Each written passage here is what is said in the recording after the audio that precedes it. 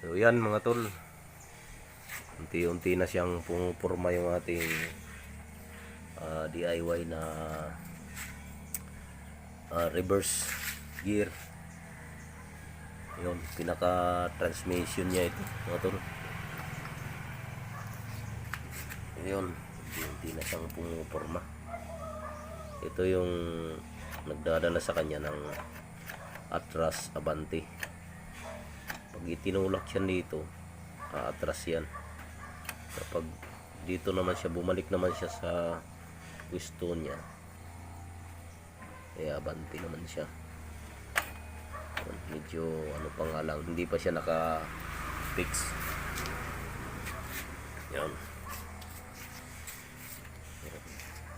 Ito, may kanya-kanyang mga trabaho ito mga ito, yung mga gear na mga sprocket na yan na ilagay natin.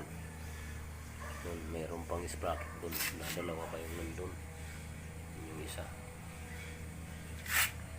Dito naman tatlo naman na sprocket, engine sprocket, saka yung dapat 51. Dito naman dalawa din yun dyan, yung isa hindi pa nakapix. Itong isa sa reverse, itong isa forward naman, itong isa.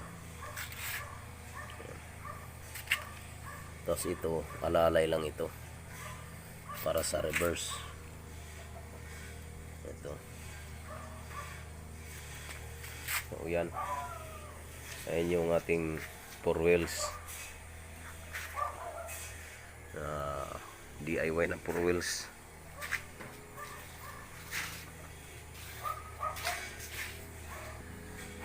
Ayan yung tsura niya mga tol. Medyo magulo yung ating mini shop, hindi pa tapos.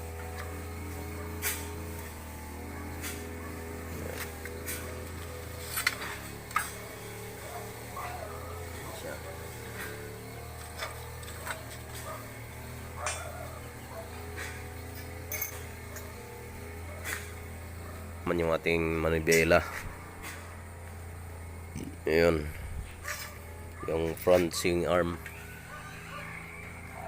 okay naman siya.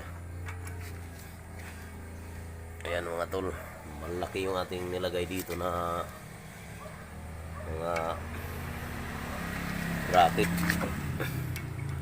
Ito naman 16mm itong nilagay natin dito.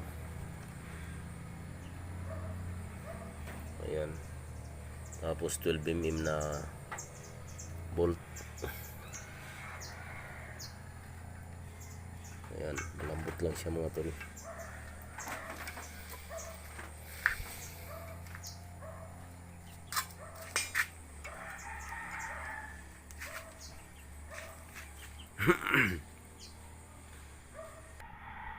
Ayan, hindi pa naman ito totally naka-fix mga tol, kasi ngayon pa lang ito na umaga natin tatrabahuin ulit. Ito, naka-fix na ito.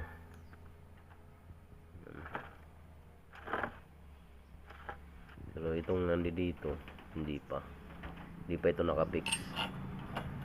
Pati itong naka forward reverse hindi pa.